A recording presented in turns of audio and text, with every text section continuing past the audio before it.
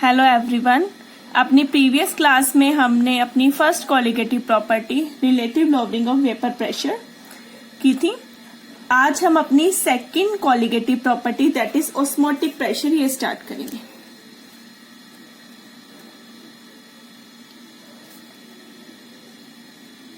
ये हमारी second colligative property है। कॉलिगेटिव प्रॉपर्टी हमने पहले ही डिस्कस कर लिया क्या होती है। वो प्रॉपर्टी जो सल्यूट के अमाउंट पे डिपेंड करती है। कुछ चीजें मैंने कहा था कि इस चैप्टर में आप थ्रू आउट याद रखेंगे। पहली चीज कॉलिगेटिव तो वो है जो सल्यूट पे डिपेंड करती है। सेकंड चीज आप नंबर का याद रखेंगे कि नंबर 1 हमेशा सॉल्वेंट को देना है और नंबर 2 हमेशा सल्यूट को देना है। तीसरी चीज जो सल्यूट होगा वो नॉन वोलेटाइल होगा और चौथी चीज जो आप याद रखेंगे वो होगा कि हमारा जो सोल्यूशन है वो क्या है, डिल्यूटेड फॉर्म में। डन। तो ऐसे इसको पहले प्रॉपर्टी को डिस्कस करना है, फिर उसका थर्मोडायनेमिक डेरिवेशन करना है, फिर वहां से मॉलिक्यूलर वेट निकालना है, इसके मेथड्स करने हैं, कैसे हम इसे डिटरमिन कर सकते हैं और देन इसके न्यूमेरिकल्स करने हैं। ठीक है, तो स्टार्ट करते हैं अपनी property that is osmotic pressure. अब ऑस्मोटिक प्रेशर को समझने से पहले हमें एक टर्म के बारे में पता होना चाहिए, दैट टर्म इज डिफ्यूजन। अब ये डिफ्यूजन क्या होता है पहले इसे पढ़ते हैं। डिफ्यूजन के लिए हम एक कॉमन एग्जांपल लेते हैं। डिफ्यूजन और ऑस्मोटिक प्रेशर यानी ऑस्मोसिस वर्ड, इन दोनों में डिफरेंस करने के लिए हम एक कॉमन एग्जांपल लेते हैं। एक टर्म होती है डिफ्यूजन, एक टर्म होती है ऑस्मोसिस। अब डिफ्यूजन क्या है, मैंने यहां पर एक बीकर लिया, इस बीकर के अंदर हमने क्या किया, एक कंसंट्रेटेड कॉपर सल्फेट का सोल्यूशन ले लिया और साथ में क्या ले लिया, वाटर ले लिया। तो मैं इसमें दो चीजें डाल रही हूं, एक तो है वाटर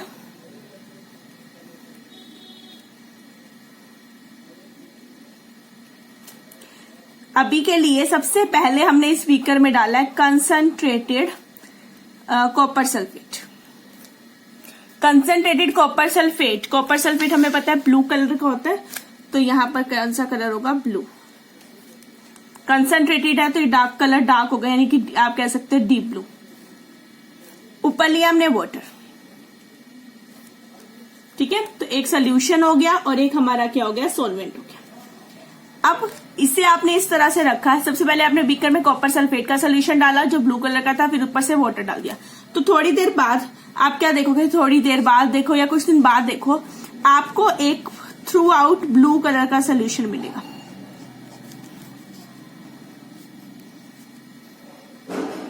आफ्टर फ्यू डेज आपको क्या मिलेगा, एक uniform blue solution.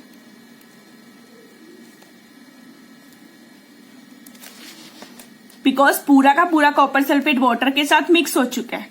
This is called diffusion. Diffusion क्या होता है, स्पॉन्टेनियस मिक्सिंग। डिफ्यूजन क्या है हमारा, स्पॉन्टेनियस मिक्सिंग। किसकी mixing, spontaneous mixing of solute and solvent. इन दोनों की जो स्पॉन्टेनियस मिक्सिंग होती है, हमारे पास एक होमोजीनियस मिक्सचर बनता है। यहां जो मिक्सचर बना वो यूनिफॉर्म है। यूनिफॉर्म को ही आप दूसरी टर्म में बोलते हैं होमोजीनियस। ठीक है, तो इसे हम क्या बोलते हैं, डिफ्यूजन। अब दूसरी तरफ हम लेते हैं ऑस्मोसिस। ऑस्मोसिस के लिए क्या करना है, सेम वाटर लेना है और सेम ही कॉपर सल्फेट का सोल्यूशन लेना है, बट इस बार अरेंजमेंट थोड़ी डिफरेंट करनी है। पहले ये ऐसे थे ना, अब आप इन्हें हाफ हाफ करोगे, इस बीकर को 2 पार्ट्स में डिवाइड कर दोगे, मीन्स इसके 2 चैम्बर्स बना दोगे। उस चैम्बर बनाने के लिए भी हमें कोई चीज चाहिए, वो चीज यहां पर होती है सेमी परमिएबल मेम्ब्रेन। मीन्स मैं यहां बीकर रख रही हूं, इस बीकर के अंदर हम एक सेमी परमिएबल मेम्ब्रेन लगा रहे हैं। ठीक है, मेम्ब्रेन लगाने के बाद एक साइड हमने क्या कर देना है, यहां पर ले लेना है कॉपर सल्फेट का सोल्यूशन, वही डार्क ब्लू कलर का जो ये था ना वही सेम है, और दूसरी साइड आप ले लेना है वाटर का सोल्यूशन।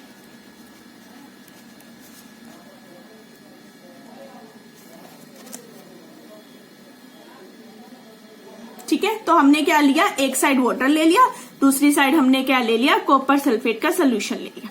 अब ऑस्मोसिस में क्या होगा, बीच में एक सेमी परमिएबल मेम्ब्रेन लगी हुई है, तो आप देखोगे थोड़े टाइम के बाद ये जो वाटर मॉलिक्यूल है यानी कि हमारा जो सॉल्वेंट मॉलिक्यूल है ये इस साइड ट्रांसफर करने लग जाएगा। और आफ्टर फ्यू डेज सेम ऐसे ही कर लो, जितना टाइम बाद इसे चेक करोगे उतनी देर बाद इसे चेक कर लेना।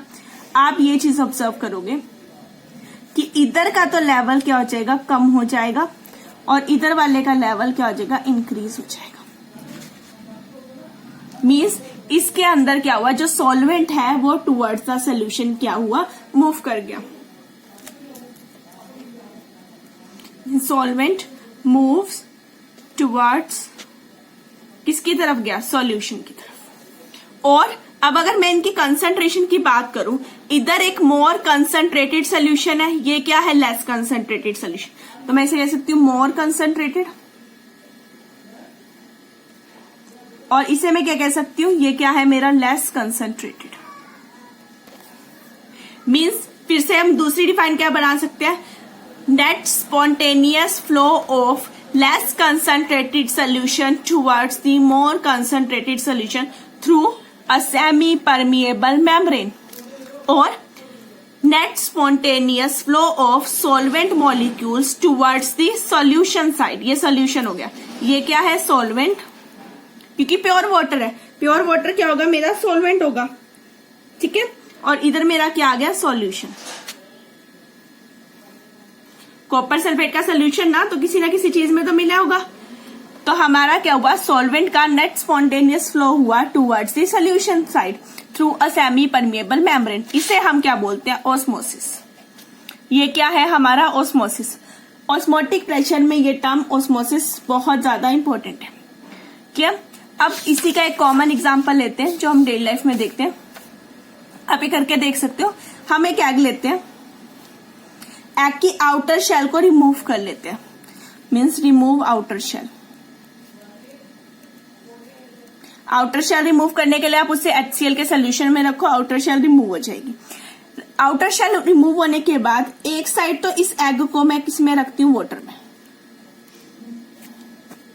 और एक साइड मैं इस एग को रखती हूँ NaCl के सोल्यूशन में, ठीक है। तो आप देखोगे कि इसमें एग को जब मैंने वाटर में रखा तो ये वाला जो एग था ये क्या हो गया, स्वेल हो गया, और ये वाला एग क्या हो गया, श्रिंक हो गया। अब ड्यू टू ऑस्मोसिस, ऑस्मोसिस में क्या हुआ है, सॉल्वेंट ने किसकी तरफ जाना है, टुवर्ड्स द सोल्यूशन। ये सॉल्वेंट है, अंदर क्या होगा, सोल्यूशन, तो ये इसके अंदर अब जाएगा, तो एग पहले इतना है, उसके अंदर और चीज आने लगी, वाटर आ गया, तो वो स्वेल अप हो गया, बढ़ गया। इसमें उल्टा हो गया, ये मोर कंसंट्रेटेड हो गया, ये लेस कंसंट्रेटेड हो गया, तो इधर से इधर की तरफ मूव करेगा। जब इधर की तरफ मूव करेगा तो एग क्या हो गया, यहाँ पर श्रिंक हो गया। तो मैं कह सकती हूँ यहाँ पे जो NaCl है और एग एन में क्या फर्क है, हमेशा लेस कंसंट्रेटेड टू मोर जाएगा ना, तो ये है मेरा लेस कंसंट्रेटेड, और एग क्या है यहाँ पे, मोर कंसंट्रेटेड। बट यहाँ रिवर्स हो गया, यहाँ पर एग क्या हो गया, लेस कंसंट्रेटेड, और NaCl क्या हो गया मेरा, मोर कंसंट्रेटेड। तो लेस से मोर की तरफ मूव करना है। ऑस्मोसिस में क्या है, लेस से आपने किधर जाना है, मोर कंसंट्रेटेड की तरफ। इसमें भी वो लेस से मोर की तरफ गया तो एग स्वेल हो गया, इसमें उल्टा हुआ तो एग क्या हो गया, श्रिंक हो गया।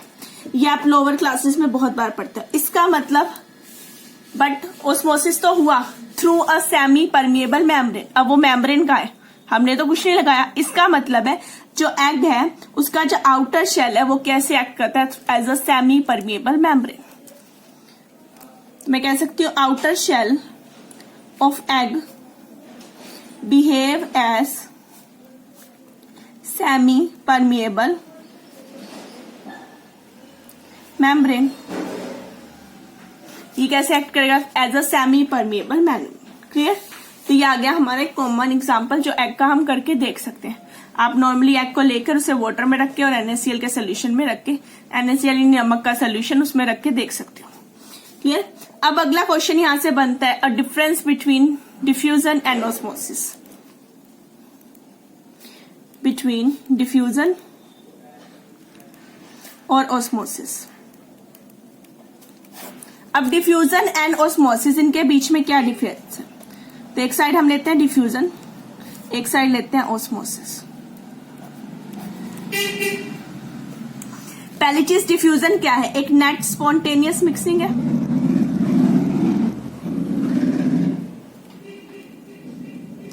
बट इसमें क्या होता है, इसमें फ्लो कहां से होता है, solvent to solution,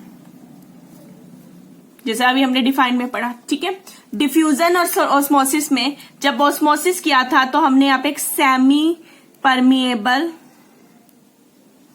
membrane use की थी,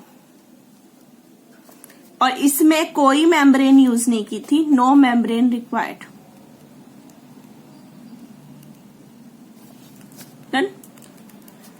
तीसरा डिफरेंस क्या आता है, तीसरे डिफरेंस की बात करो तो जो डिफ्यूजन है वो हमारा कहां से कहां तक होता है, हाई कंसंट्रेशन, सॉरी डिफ्यूजन कहां से होता है, low concentration to high concentration, low to high.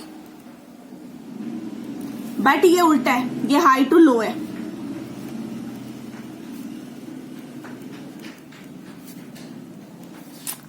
Done. Next, diffusion liquids का भी होता है और गैसेस का भी होता है। गैसेस में तो आपने पढ़ा है ना, गैसेस डिफ्यूज हो रही हैं, means occur in solution and gases. और ये सिर्फ किस में होता है, अकर इन अपना सॉल्यूशंस, ये सिर्फ सॉल्यूशंस में होता है, गैसेस में कोई ऑस्मोसिस नहीं होता। ठीक है, एप्लीकेबल ओनली टू दिस। और फिफ्थ में आप इनके डायग्राम्स बना सकते हो, दोनों की जो इमेजेस है आप वो बना सकते हो, जैसे अभी हमने पीछे बनाई कि कैसे उसमें डिफ्यूजन होगा और कैसे इसके अंदर ऑस्मोसिस होगा। ठीक है, दोनों का साथ में बनाएंगे। क्लियर। तो ये आगे हमारी टर्म ऑस्मोसिस क्या होता है। अब इसी ऑस्मोसिस में एक मेजर जो चीज हमने पढ़ी है वो है ये सेमी परमिएबल मेम्ब्रेन। अब ये सेमी परमिएबल मेम्ब्रेन क्या होती है, कहां से मिलती है, और अगर नहीं मिलती तो हम इसे कैसे बना सकते हैं, तो उसकी बात करते हैं। तो next topic is semi permeable membrane. अब हम बात करते हैं सेमी परमिएबल मेम्ब्रेन्स की। अब ये क्या होती है semi permeable membrane. Semi permeable membrane two type की होती हैं, जैसे पहला है हमारा नेचुरल। नेचुरल मीन्स जिसमें हमारा ह्यूमन का कोई रोल नहीं है, वो नेचर में अक्कर करती है।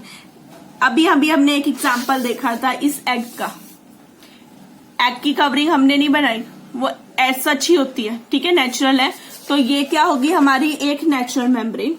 तो नेचुरल मेम्ब्रेन में तो एग का एग्जांपल तो आता ही है, साथ में इसमें कुछ आती है हमारे पास जो एनिमल्स होते हैं और कुछ प्लांट्स होते हैं, उनकी skin of animals and plants की जो आउटर स्किन होती है वो एक्ट करती है as a semi permeable membrane. और इसका सबसे कॉमन एग्जांपल होता है हमारा पिग ब्लैडर। जो पिग्स ब्लैडर होता है वो एक नेचुरल सेमी परमिएबल मेम्ब्रेन है। मीन्स आप इसको बोल सकते हैं कि इसमें वेजिटेबल मेम्ब्रेन और कौन सी मेम्ब्रेन आ जाती है, एनिमल मेम्ब्रेन।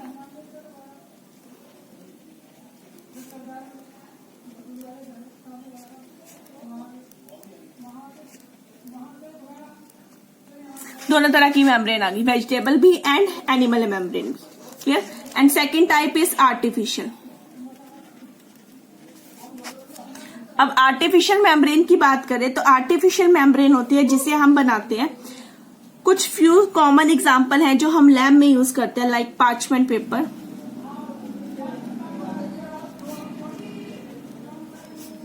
सेलोफेन। ठीक है, ये हम लैब में यूज करते हैं। या फिर एक होता है हमारे पास कॉपर फेरोसाइनाइड का सोल्यूशन,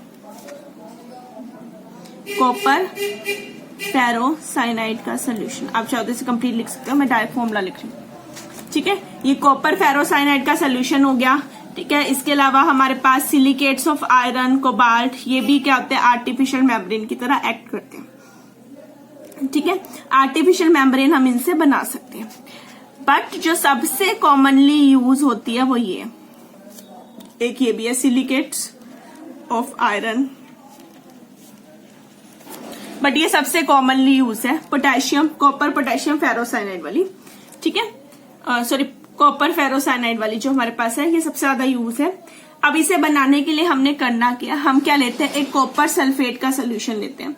कॉपर सल्फेट का सोल्यूशन है तो उससे क्या मिल जाएंगे, कॉपर 2 पॉजिटिव आयन। ठीक है, उसे एक पोरस स्पॉट में रखते हैं और उसके अराउंड रखते हैं हम पोटाशियम फेरोसाइनाइड का सोल्यूशन। तो हमने क्या लेना है यहाँ पे, पोटाशियम फेरोसाइनाइड, ये मेरा होता है पोटाशियम फेरोसाइनाइड। तो यहां से कॉपर 2 पॉजिटिव आए, यहां से आए FeCN6 4 नेगेटिव। डन, बैलेंस कर लो, यहाँ पे ये ट्वाइस हो जाएगा बिकॉज 4 है ना नेगेटिव, यहाँ पे 4 पॉजिटिव आ गए। तो यहां से हमारी बनती है कॉपर फेरोसाइनाइड की सेमी परमिएबल मेम्ब्रेन, ठीक है, जिसे हम बोलते हैं क्यूप्रिक फेरोसाइनाइड। डन, ये बहुत कॉमन वे है जिससे हम इसे बना सकते हैं। पोर्ट में ये रखा, पोरस पोर्ट के अंदर ये रखा कॉपर सल्फेट, साइड पे बीकर में ये रखा, थोड़ी देर बाद पोरस पोर्ट के ऊपर इसकी मेम्ब्रेन बननी शुरू हो जाती है ड्यू टू आयरन ट्रांसफर, ठीक है। बट अगर हमें एक यूनिफॉर्म डिपॉजिट चाहिए तो यूनिफॉर्म डिपॉजिट के लिए हम यूज करते हैं इलेक्ट्रोलिटिकल मेथड।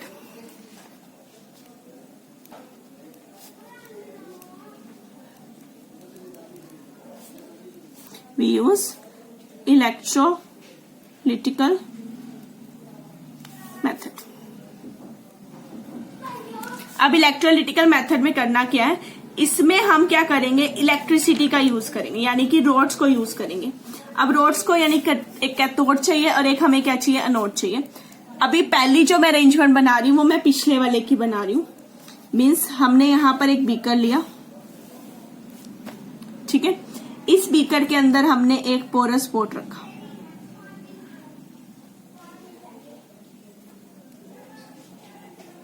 ये आ गया मेरा वो पोरस पोर्ट, ठीक है। इस पोरस पोर्ट के अंदर हम लेंगे अपना कॉपर सल्फेट का सोल्यूशन और इसके बाहर वाली साइड पे हमने क्या लेना है, जो हमारा पोटाशियम फेरोसाइनाइड है उसका सोल्यूशन, यानी कि K4FeCN6 इसका सोल्यूशन, ठीक है। ये पिछला मेथड था जिसमें आयन ट्रांसफर होगा और इस पोरस पोर्ट पे बन जाएगा। बट अब हम क्या करें, इलेक्ट्रोलिटिकल मेथड यूज करें। मीन्स हमें एक कैथोड भी चाहिए और एक एनोड भी चाहिए। तो सबसे पहले हम इसके बीच वाले पार्ट की बात करते हैं। बीच में हम क्या रखेंगे, इसमें एक कॉपर की एनोड, एक एनोड आ गई मेरे पास, ठीक है। अब हमें कुछ ना कुछ ऐसा पार्ट भी चाहिए जो कि क्या होगा, कैथोड होगी। तो उस कैथोड के लिए हमने यहां पर एक सिलेंड्रिकल पार्ट को यूज किया। ये सिलेंड्रिकल जो दिख रही है ये हमारी क्या है, कैथोड। ये है कैथोड, प्लैटिनम कैथोड, और ये वाली जो होगी ये हमारी क्या हो गई, एनोड। यहां पर हम कॉपर की एनोड को यूज करते हैं, ठीक है। अब क्योंकि करंट ट्रांसफर होगा, करंट ट्रांसफर होगा तो कहीं ना कोई बैटरी होगी, और जो करंट ट्रांसफर हो रहा है उसे नोट करने के लिए हम क्या यूज करेंगे, यहाँ पे एमीटर। तो इनके बीच में यहाँ पर क्या हो जाएगा, एक कनेक्शन। इन्हें जोड़ दो बैटरी से और बीच में क्या लग गया, ammeter to note the current. Done. अब धीरे धीरे क्या होगा, बिकॉज पीछे हमने रिएक्शन में देखा ना कैटायन एंड अनायन है, तो कैटायन एंड अनायन ट्रांसफर करेंगे, ट्रांसफर होंगे तो हमारे पास इलेक्ट्रॉन के ट्रांसफर से हमारे पास एनर्जी आएगी, करंट आएगा, उस करंट को हम यहाँ से नोट करेंगे, ठीक है। और जितने ज्यादा यहाँ पर करंट फ्लो करेंगे, ठीक है, जैसे जैसे फ्लो करता जाएगा हमारा, यानी कि अभी आयन्स मूव हो रहे हैं और जितने आयन मूव होंगे उतने इस पोरस पोर्ट पे आते जाएंगे। किसकी लेयर, हमारी क्यूप्रिक फेरोसाइनाइड की लेयर। अब एक टाइम ऐसा आएगा जब यहाँ पे करंट बंद हो जाएगा, मींस करंट की वैल्यू कितनी हो जाएगी, 0 हो जाएगी कुछ टाइम बाद। इसका मतलब है कि ये पूरा का पूरा कंप्लीट हो चुका है, अब कोई आयन ट्रांसफर नहीं हो रहा, बिकॉज करंट 0 होने का मतलब है आयंस की मूवमेंट नहीं है, आयंस की मूवमेंट नहीं हो रही, तो इसका मतलब जितना डिपॉजिट होना था हो चुका है। इसे डिपॉजिट होने में नियरली 6 मंथ्स लग जाते हैं। इसका जो टाइम होता है वो कितना हो जाता है हमारा, 6 मंथ का, ठीक है। तो यहाँ पर जो हमें यूनिफॉर्म एक लेयर मिल जाती है पोरस पोर्ट पे हमारे आयंस की, क्लियर। तो ये थी हमारी आर्टिफिशियल सेमी परमिएबल मेम्ब्रेन जिसे हम आगे यूज करेंगे। अब इसी मेम्ब्रेन से रिलेटेड कुछ थ्योरीज है, तो हम करते हैं theories of semi permeable membrane या सेमी परमिएबिलिटी।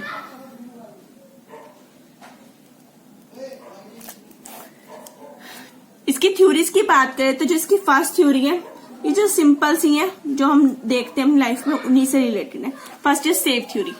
यहाँ जो सेफ थ्योरी है, सेफ का मतलब होता है छलनी, ठीक है। जैसे आप चाय छानते हो, चाय छानने में क्या होता है, चाय बना के जैसे आपने छानी तो जो उसका लिक्विड पार्ट होता है, नहीं चाय होती है वो नीचे आ जाती है और जो सॉलिड यानी कि चाय पत्ती होती है वो ऊपर आ जाती है। मीन्स इसका मतलब है कि जो लार्जर साइज मॉलिक्यूल्स है वो तो ऊपर रह जाएंगे और जो बड़े छोटे हैं वो क्या आ जाएंगे, पास हो जाएंगे, ठीक है। Means larger size molecules do not pass through it. बहुत सिंपल सा है, जैसे छलनी होती है वो एग्जांपल आप याद रख सकते हो। तो हम मानते हैं कि जो हमारा सल्यूट है वो क्या है, लार्जर साइज, तो इसीलिए वो पास नहीं हो सकता, इसीलिए हमारा जो सॉल्वेंट है वो जाएगा towards the solution side. Clear. Second, solubility. Second जो थ्योरी आती है सॉल्युबिलिटी, हम मानते हैं कि जो सॉल्वेंट है is more soluble in membrane और solute do not. Solvent is more soluble in membrane as compared to solute. तो on the basis of solubility भी हम सेमी परमेबिलिटी कह सकते हैं। थर्ड आती है एड्सॉर्प्शन।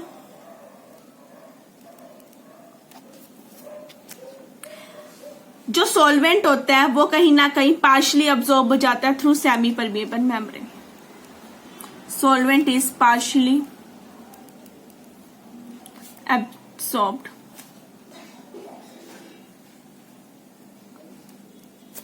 membrane। तो मेम्ब्रेन से क्या हो जाता है, पार्शली अब्सॉर्ब हो जाएगा। And next fourth is capillary.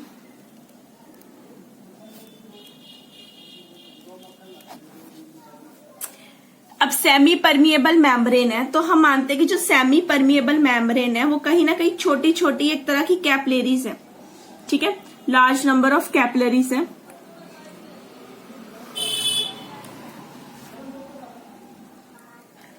तो out of these capillaries only solution can flow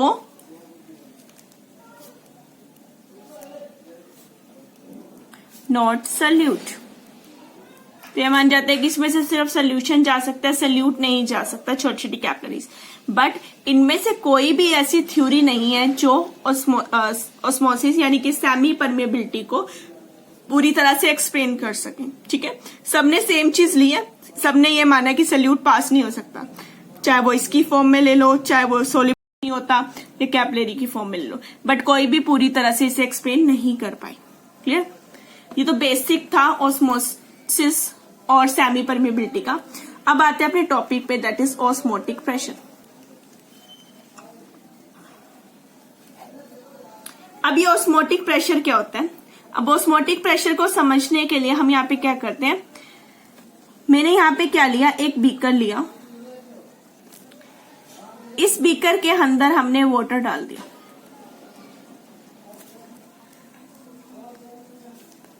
अब वाटर डाला, इसके अंदर मैंने एक थिल्स ट्यूब को रिवर्स करके रख दिया।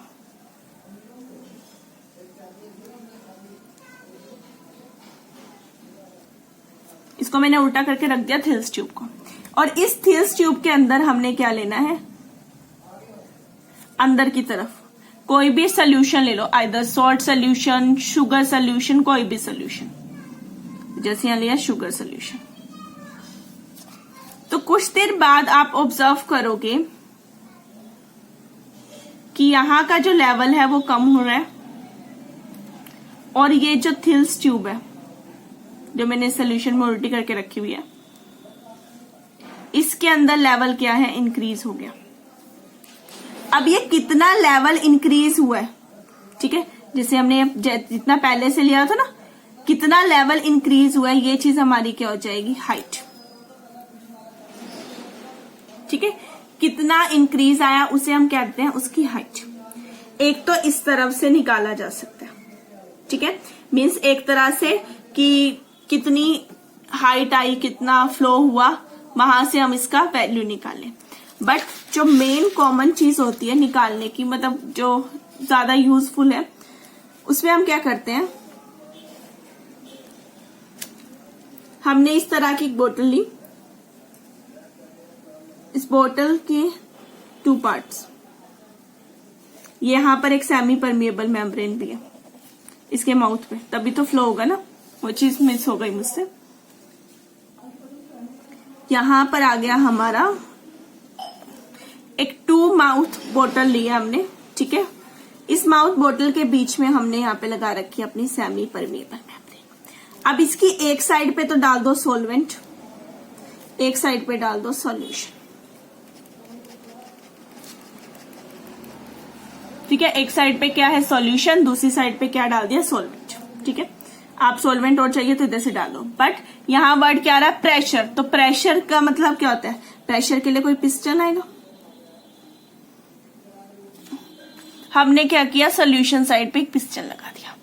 अब सॉल्वेंट किधर मूव करेगा, move toward the solution through semi permeable membrane, that term is osmosis ना। तो मैं कितना मिनिमम प्रेशर लगाऊं इस साइड पे, किस साइड पे, solution side, to prevent the entry of solvent. कितना मिनिमम प्रेशर मैं यहां से अप्लाई कर दूं कि ये ऑस्मोसिस का प्रोसेस ना हो, to stop osmosis. Minimum pressure required to stop osmosis is osmotic pressure, जिसे हम ओपी से लिखते हैं, ठीक है। कितना मिनिमम प्रेशर रिक्वायर्ड है लगाया जाए कि हमारा जो सॉल्वेंट है वो टुवर्ड्स द सोल्यूशन ना आए, क्योंकि अगर ये इधर जाएगा तो इधर वाले को एंट्री बैन हो जाएगी इधर, ठीक है, वही हम चाहते हैं। तो ये हमारा क्या हो गया ऑस्मोटिक प्रेशर। बट अगर ऑस्मोटिक प्रेशर थोड़ा सा भी एक्सेस में लगा दिया जाए, ठीक है, जितने की रिक्वायरमेंट है उससे ज्यादा लगा दें, तो ज्यादा लगाने पे क्या हो जाएगा, सॉल्यूशन किसकी तरफ जाने लग जाएगा, सॉल्वेंट की तरफ। If pressure is higher than osmotic pressure, ज्यादा लगा दो तो अब क्या होगा, उल्टा हो जाएगा। अब सॉल्यूशन किस में चला जाएगा, सॉल्यूशन मूव्स इन सॉल्वेंट। अब क्वेश्चन आता है, अभी तो हमने कहा था कि जो सेमी परमिएबल मेम्ब्रेन है ये सिर्फ सॉल्वेंट को अलाउ करती है टुवर्ड्स द सॉल्यूशन जाने में, रिवर्स अलाउ नहीं करती। अब रिवर्स क्यों हुआ, बिकॉज इधर से प्रेशर लग रहा है। अब इधर से प्रेशर लग रहा है, कोई ऑप्शन नहीं है, यहाँ होल ही तो एक तरह से वो पास नहीं होने दे रहे थे, बट बाहर से इतना ज्यादा एक्सेस में प्रेशर आ गया कि सॉल्यूशन के पास चांस ही नहीं था, उसे इधर सॉल्वेंट की तरफ जाना ही पड़ा। और क्योंकि ये प्रोसेस उल्टा हो गया, ऑस्मोसिस से उल्टा, तो इसे हम बोलते हैं रिवर्स ऑस्मोसिस, ठीक है। जो हमारे वाटर प्यूरिफायर होते हैं घर में, वो इस पे एक्ट करते हैं।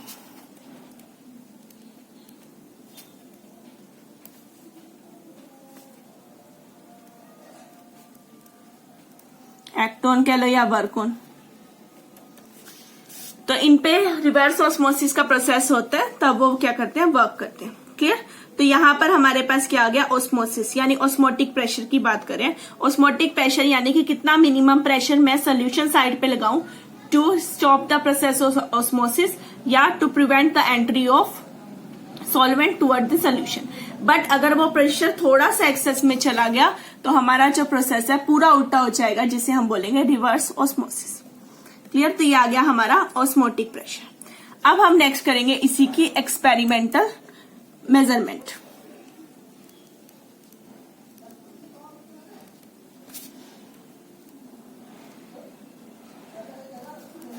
इसकी एक्सपेरिमेंटल जो मेजरमेंट है, इसके 3 मेथड्स हैं।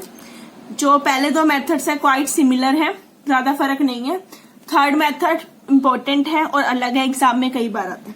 तो पहले फर्स्ट मेथड से शुरू करते हैं। फर्स्ट जो मेथड है वो है हमारा प्रेफर मेथड, ठीक है। ये है हमारा प्रेफर मेथड। तीनों को याद रखने के लिए मेन चीज है उनका डायग्राम। एक बार आप डायग्राम से समझ लो, बाद में उसको सिर्फ आपको वर्डिंग में लिखना है। तो सबसे पहले मैं प्रेफर मेथड का डायग्राम बना रही हूं।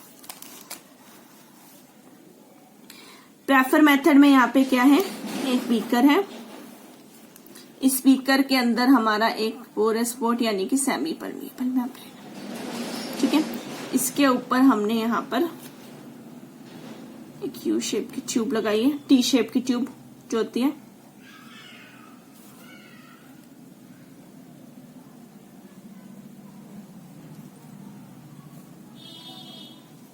और इसे इधर से जोड़ देना है हमारे मैनोमीटर से। अब एक टर्म होती है बैरोमीटर, एक होता है मैनोमीटर। जो बैरोमीटर होता है वो हमारा एटमॉस्फेरिक प्रेशर को नोट करता है, और जो मैनोमीटर होता है वो हमारा कोई भी नॉर्मल जो भी अलग प्रेशर है उसे नोट करेगा। तो ये इसका मर्क्यूरी होता है, ये है मेरा मैनोमीटर, ठीक है। ये मर्करी फिल है इसके अंदर, जैसे एक बैरोमीटर सब थर्मामीटर में देखते हो सिमिलर वे से, ठीक है। इसके अंदर है सॉल्यूशन और इसके बाहर है हमारा सॉल्वेंट। यहां पर ये क्या है, हमारी सेमी परमिएबल मेम्ब्रेन।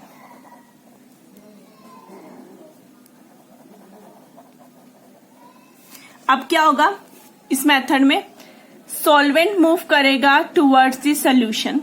जैसे ही सॉल्वेंट टुवर्ड्स द सॉल्यूशन जाएगा, यहां पर ये जो टी शेप की ट्यूब लगी हुई है, ये सॉल्यूशन इसके अंदर फिल हो जाएगा, बिकॉज सॉल्वेंट सोल्यूशन में जा रहा है, सोल्यूशन का लेवल बढ़ेगा, वो लेवल बढ़ेगा तो इसमें जाएगा। अब वो इधर मूव करेगा तो यहाँ पर क्या आ जाएगा, मर्करी के लेवल में चेंज आ जाएगा। अब मर्करी के लेवल में कितना चेंज आया, वहां से हम क्या निकाल लेंगे, उसका ऑस्मोटिक प्रेशर।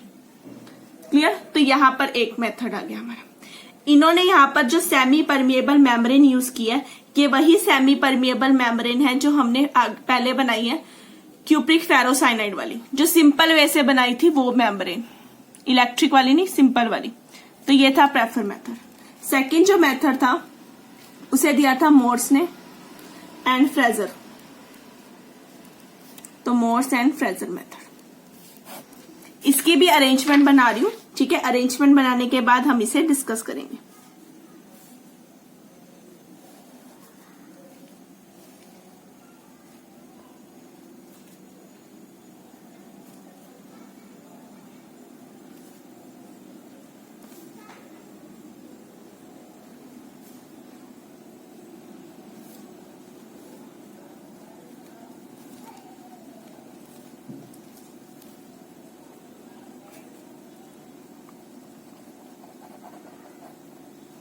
ये हमारी वही सेमी परमिएबल मेम्ब्रेन है।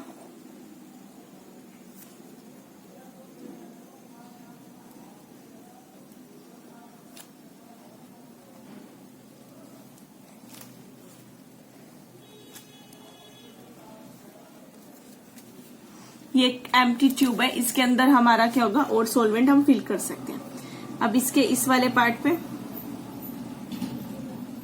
कॉर्क लगी हुई है, इस कॉर्क में से एक ट्यूब पास हो रही है।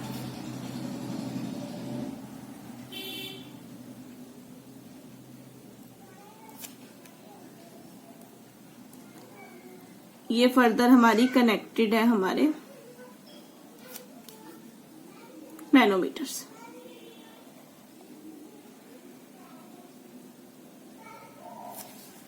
ठीक है, ये इसके अंदर फिर से क्या फिल है, मरकरी।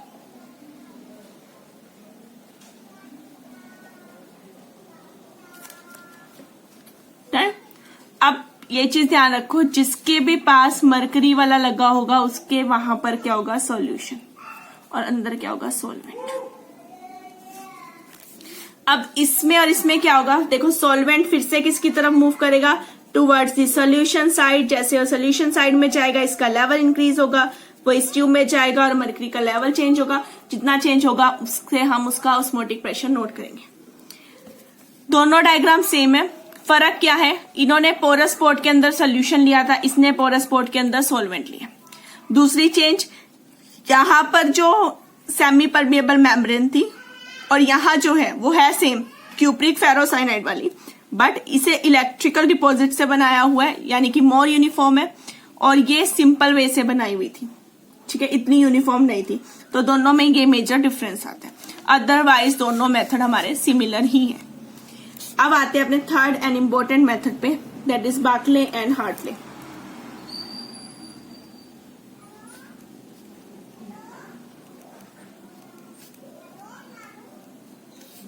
ये है बार्कले और हार्टले का मेथड। ठीक है, मैं इसकी अरेंजमेंट बना रही हूं सबसे पहले।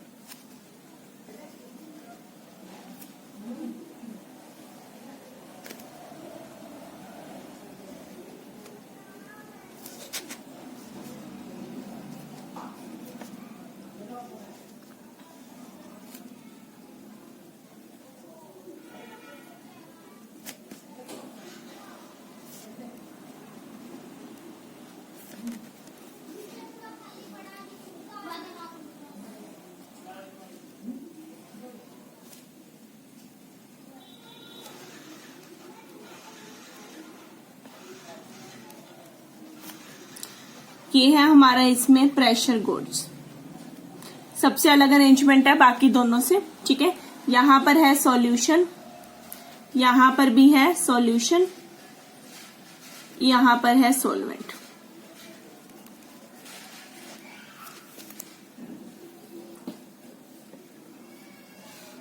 ठीक है, यहां पर ये जो सारा मटेरियल बना हुआ है ये बना हुआ है गन मेटल से। ये थी बार्कले और हार्टले की अरेंजमेंट। यहाँ पिस्टन लगा हुआ है। अब प्रेशर गॉज क्या होता है, जो प्रेशर को नोट करते हैं। इन्होंने मैनोमीटर यूज नहीं किया, इन्होंने प्रेशर गॉज को यूज किया ताकि डायरेक्ट रीडिंग आ जाए। मैनोमीटर में हमें रीडिंग को पढ़ना पड़ता है, इसमें डायरेक्ट आ जाएगी। ये एक्चुअल में अरेंजमेंट है, जैसे ये पेन है, पेन के अंदर की जो ट्यूब है उसे आप मान सकते हो सॉल्वेंट, और इसके अराउंड जो सराउंडिंग है, ये जो प्लास्टिक की कवरिंग है, ठीक है, ये एक तरह से हमारा सोल्यूशन है। तो ये इसके अराउंड पूरे में है, ऐसा नहीं सिर्फ ऊपर और नीचे, नहीं पूरे में है। ठीक है, पूरी एक ओवर लेयर है इसके ऊपर। अब हमने क्या करना है, फिर से वो क्या होगा, सॉल्वेंट किसकी तरफ मूव करेगा, टुवर्ड्स द सोल्यूशन। तो हम क्या करेंगे, बाहर एक मिनिमम प्रेशर इसके ऊपर अप्लाई करेंगे to prevent the entry of solvent towards the solution. और जितना प्रेशर अप्लाई होगा उसे हम वहां से प्रेशर गोज से नोट कर लेंगे। क्लियर। तो ये था बार्कले एंड हार्टले का मेथड। हर मेथड में आप देखोगे यहाँ पे एक ओपन ट्यूब दी होती है, ये एज अ रिजर्वर है कि आप चाहे तो और सॉल्वेंट यहां से ऐड कर सकते हो। ठीक है, अब क्या हुआ, यहां से प्रेशर अप्लाई किया to prevent the entry of solvent towards the solution. अब इसकी क्या एडवांटेजेस हैं over the above two methods. पहली एडवांटेज है इसमें टाइम कम लगा, less time take you, because इसमें तो पूरा का पूरा सॉल्वेंट सॉल्यूशन की तरफ जाएगा, तब प्रेशर चेंज होगा जिसे हम नोट करेंगे। अब उसमें कितनी भी देर लग सकती है, हमें उतनी देर वेट करना पड़ेगा, मीन्स ज्यादा टाइम है। सेम इसमें, इस केस में क्या है, एकदम से आपने मिनिमम प्रेशर लगाया टू प्रिवेंट द एंट्री, और जैसे ही वो हो गया वहां से आपको ऑस्मोटिक प्रेशर पता लग गया, तो कम टाइम लगा। दूसरी चीज क्या है, इसमें जो हमारा प्रेशर है, ठीक है, उसको हम बैलेंस कर सकते हैं। कैसे बैलेंस कर सकते हैं, osmotic pressure is balanced by external pressure. अगर वो एक्सटर्नल प्रेशर से बैलेंस हो गया तो कुछ भी इधर की तरफ गया ही नहीं, सॉल्वेंट सोल्यूशन की तरफ गया ही नहीं, यानी कि सेमी परमिएबल मेम्ब्रेन ने कोई भी काम नहीं किया। तो इसका मतलब है नो स्ट्रेन ऑन मेम्ब्रेन। इस केस में तो मूव कर गया ना, तो यहां पर उसके ऊपर क्या पड़ गया, स्टेन पड़ गया। अब इसे कॉमन चीज में समझो, आपने एक फिल्टर पेपर लिया, फिल्टर पेपर को आपने फिल्टर के लिए यूज किया। अब फिल्टर के लिए यूज किया तो पेपर तो एक बार यूज होने के बाद बेकार हो गया, बिकॉज वो फिल्टर कर चुके हैं। बट आपने फिल्टर करने से पहले ऐसे ही अपने पीपीटी सेपरेट आउट कर लिए, पेपर तो यूज नहीं हुआ, यानी आप उससे यूज कर सकते हो, उसके ऊपर कोई स्टेन नहीं आया। सेम चीज यहां पर है, यानी कि मेम्ब्रेन के ऊपर कोई स्टेन नहीं है। थर्ड, अब इसमें सॉल्वेंट किसकी तरफ गया? Towards the solution. इसमें भी सॉल्वेंट टुवर्ड द सोल्यूशन चला गया, यानी कि सोल्यूशन की कंसंट्रेशन क्या हो गई? चेंज हो गई। बट इसमें उसकी एंट्री प्रिवेंट हो चुकी है, तो concentration of solution do not change. इसमें उनकी कंसंट्रेशन चेंज नहीं हुई, यानी कि वो क्या रही? सेम रही। तो ये है बार्कले और हार्टले के advantages over the above two methods.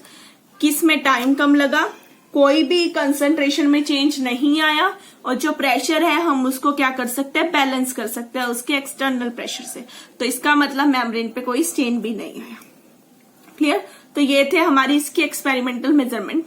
पिछले वाले की हमने लास्ट में की थी, बट इसकी हम पहले ही कर रहे हैं, ठीक है? बिकॉज इसमें कोई ऐसा हमने फॉर्मूला या कुछ ऐसा यूज नहीं करना, उसमें यूज करना था, इसीलिए हमने उसे सबसे लास्ट में किया था। क्लियर? अब अगली क्लास में हम इसी की थर्मोडायनेमिक डेरिवेशन, कैसे इससे हम इसका मोलिकुलर वेट निकाल सकते हैं, और इसके न्यूमेरिकल्स, और पीछे जो हमारी प्रॉपर्टी थी उसके न्यूमेरिकल हम अपनी अगली क्लास में करेंगे। Okay, thank you everyone.